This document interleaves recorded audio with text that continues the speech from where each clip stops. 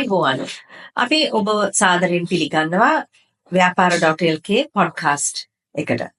මේ සතිය අපි ඔබට කතා කරන්න බලාපොරොත්තු වෙන්නේ ඇමරිකාවේ ජනාධිපති ට්‍රම්ප් මැද පෙරදිග රටවල් කීපයකට මේ දවස්වල යම්කිසි රාජ්‍යතාන්ත්‍රික මට්ටමේ ගමනක යෙදුණා. මුලින්ම ඔහු ගියේ සෞදි අරාබියාවට.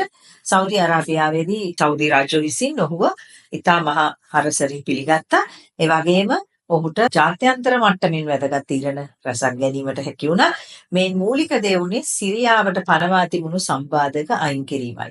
එතකොට ඒ වගේම වැදගත් උනේ සෞදි අරාබියාවෙන් ඇමරිකා එක්සත් ජනපදයේ ආයෝජනයක්, විශාල ආයෝජනයක්, ට්‍රිලියන් ගානක ආයෝජනයක් සෞදි අරාබියාව විසින් සිදු කරන බවත් සෞදි රජ විසින් ඒ අවස්ථාවේ පවසා සිටියා. ඒ වගේම එතනින් අපි දැක්ක දෙයක් තමයි මැද පෙරදිග ජනාධිපති ට්‍රම්ප් දකින්නේ කෙසේද?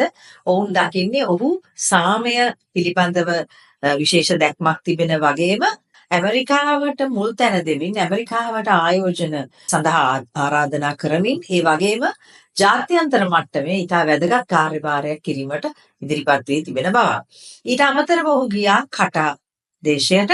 කටා දේශයේදී බෝයින් ආයතනයට, ඇමරිකාවේ ගුවන් යානා නිෂ්පාදන කරන බෝයින් ආයතනයට ගුවන් යානා ඕඩර් එකක් කටා රාජ්‍ය විසින් පිරිනැමුණා. මම හිතන්නේ බෝයින් ඉතිහාසයේ ඉතා වැදගත් එකක් ඒක.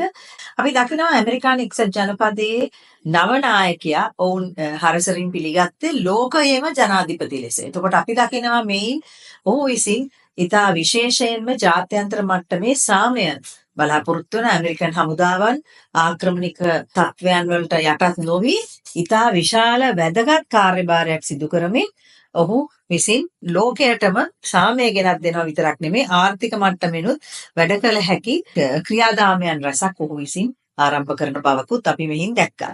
අපිත් සමග එක් වී සිටින්න ඊළඟ සතියේත් අපි ඔබට අලුත් යමක් ගෙන එන තෙක්. එතකන් ඔබට ආයුබෝවන් ව්‍යාපාර.lk සමග රැඳී සිටින්න.